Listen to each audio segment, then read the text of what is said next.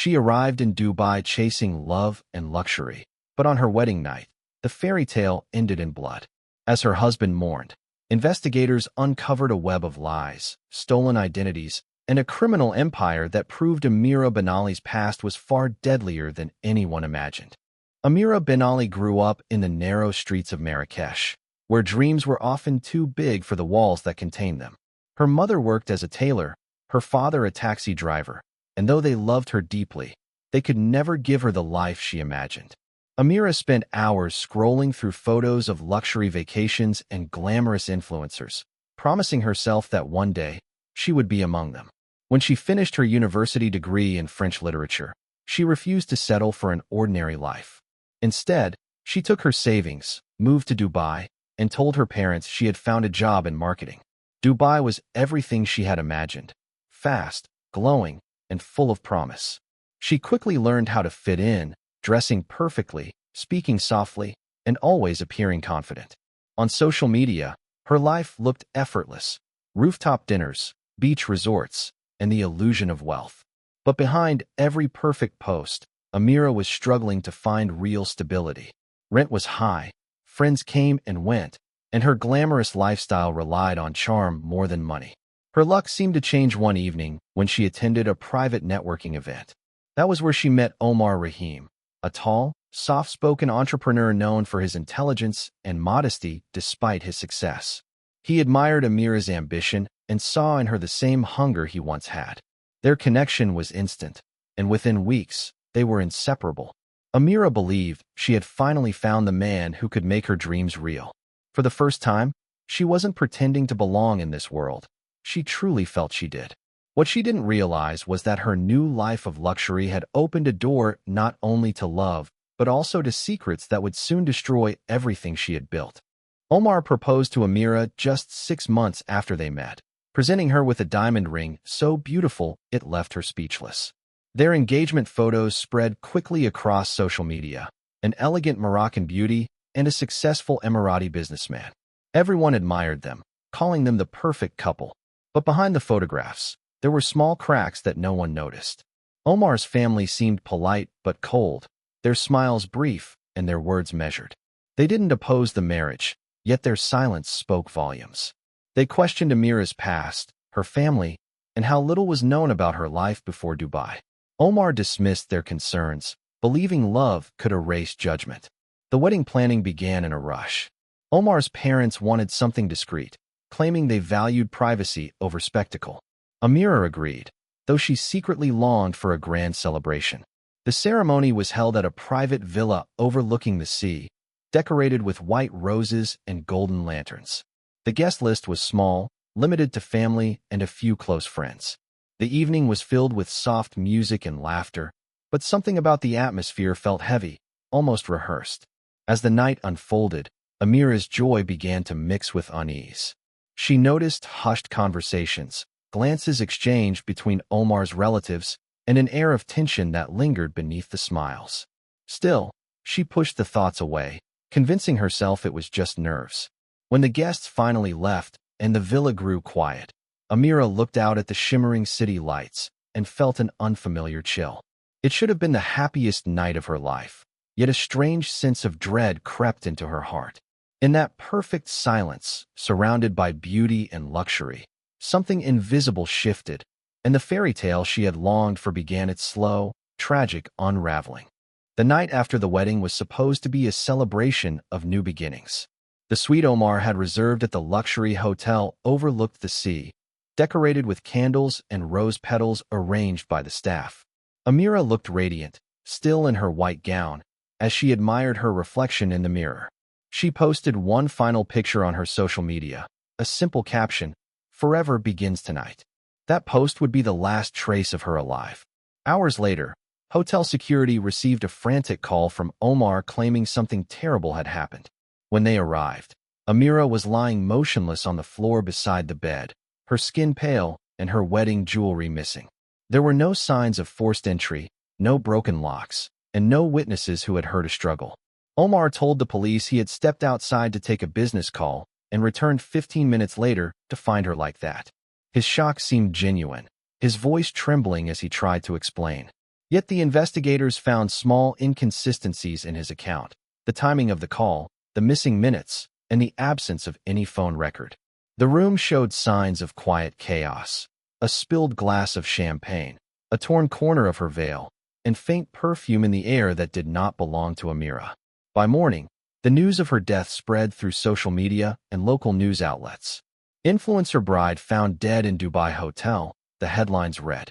Her followers flooded her last post with messages of disbelief.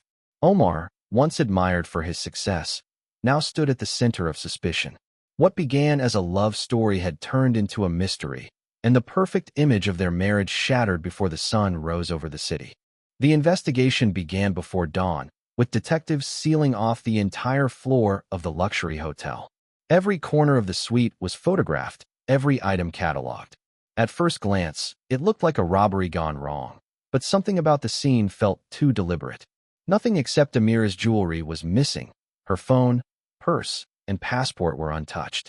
The medical examiner's report revealed no signs of forced trauma, suggesting she may have been poisoned. A half-finished glass of champagne on the table became the first major clue. The drink contained traces of an unknown chemical compound that didn't match any common substances found in the hotel.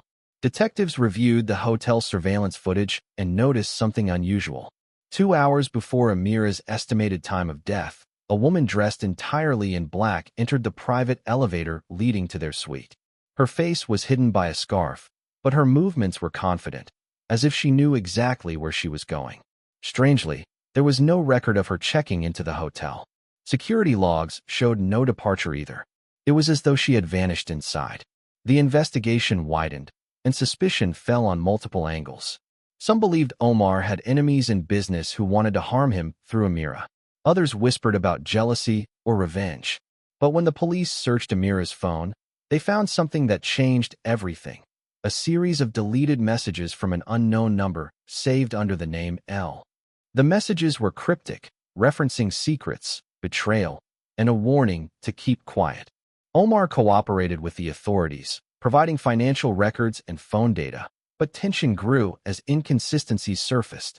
The investigators began to question whether the woman in black was a stranger or someone connected to Amira's hidden past that no one yet understood.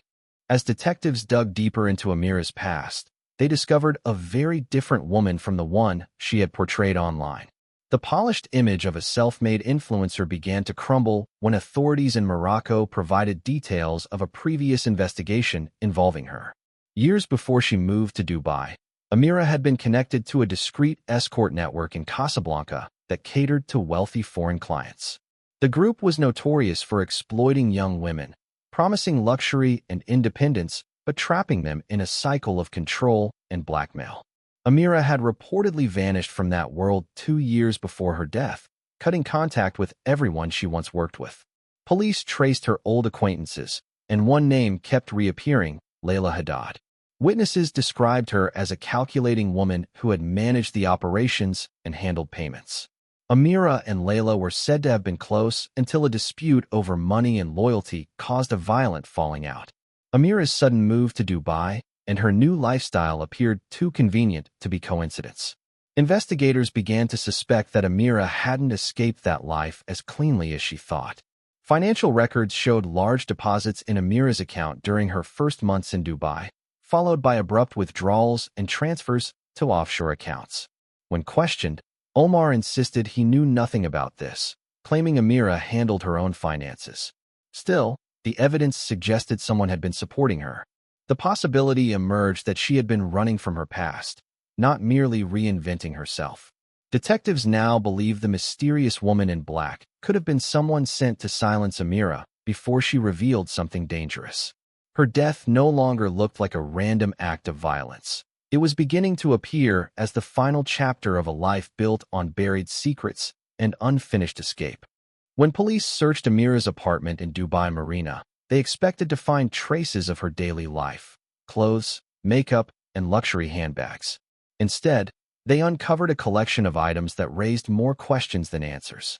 Hidden inside a locked drawer were 2 Moroccan passports, both bearing Amira's photo but with different names and birth dates. The discovery stunned investigators. One passport had a recent entry stamp from Istanbul, dated just 5 days before her wedding. The other showed no recent travel history at all. There was also a small envelope filled with foreign currency and a flash drive labeled AB02. Digital forensics experts examined her laptop and found evidence of encrypted communications sent through private networks. Several emails referenced unfinished business and final payments, though the context remained unclear. More financial records revealed a string of large transfers from accounts in Turkey and Spain. The money stopped coming abruptly 2 weeks before her death. Detectives theorized that Amira had been using multiple identities to stay hidden or to continue illegal activities under the radar.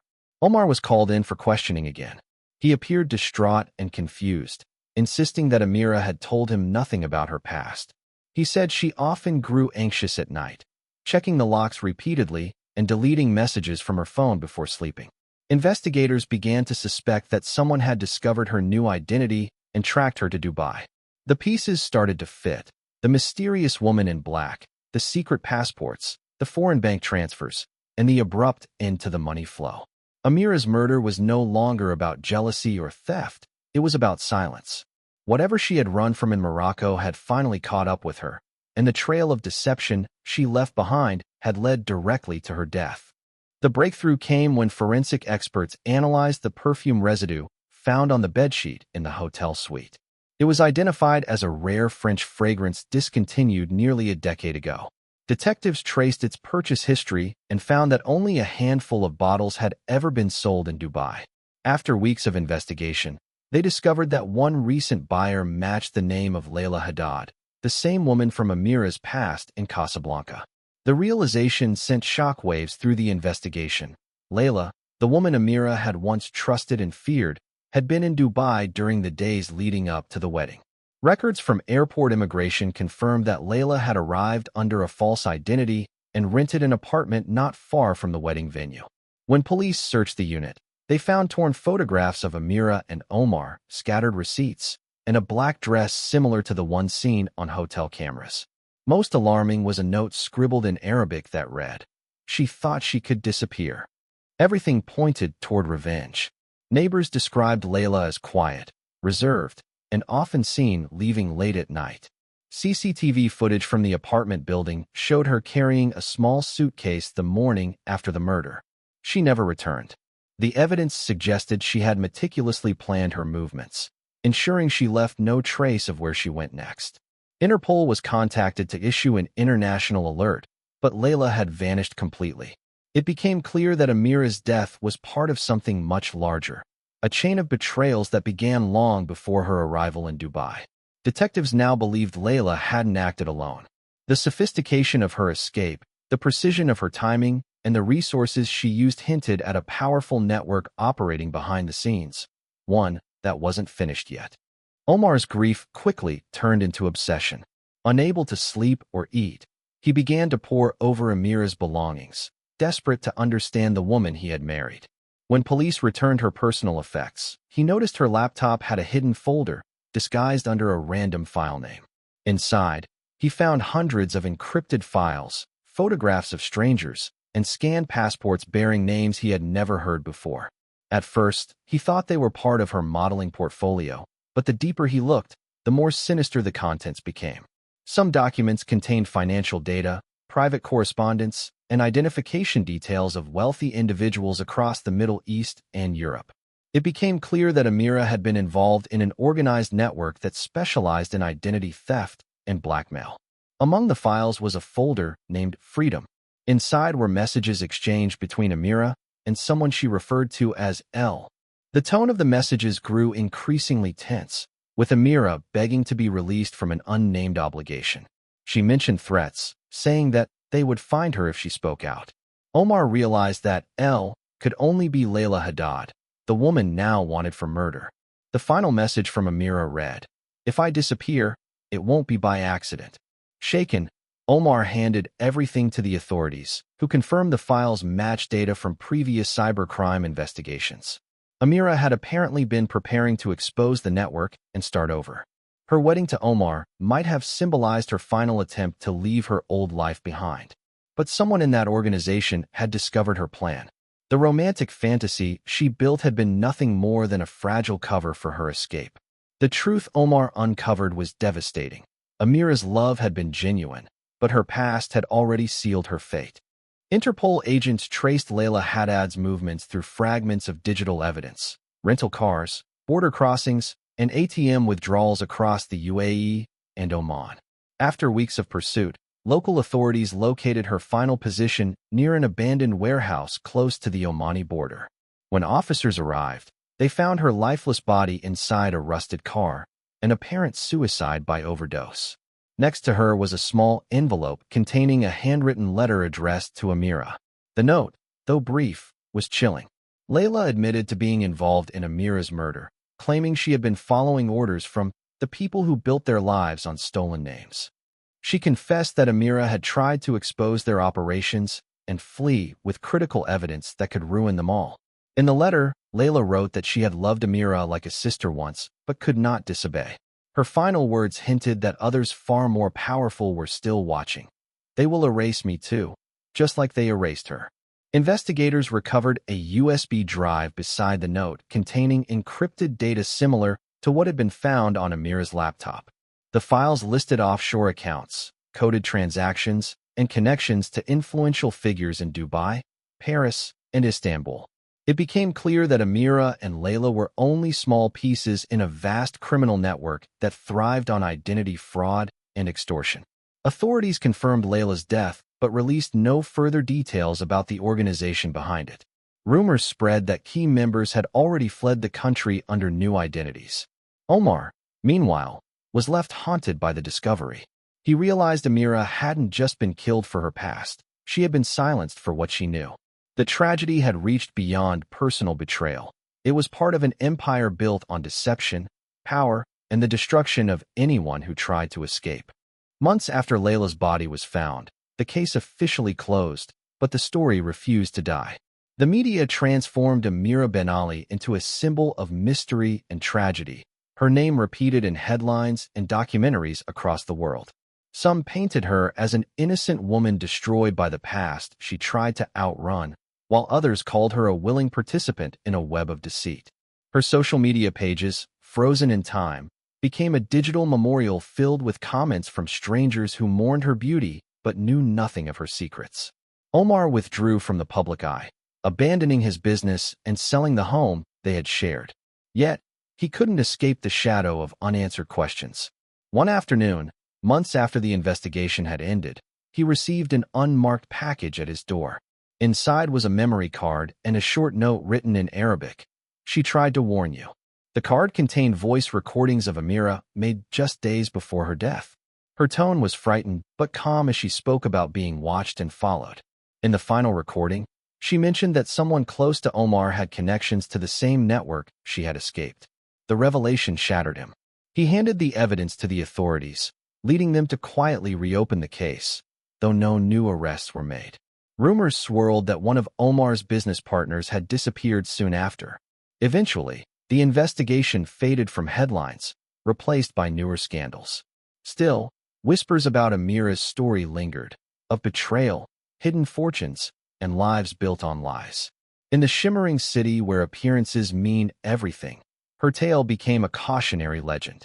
The woman who sought love and freedom had uncovered a darkness too vast to escape, leaving behind only echoes of beauty, danger, and truth buried beneath luxury's glow.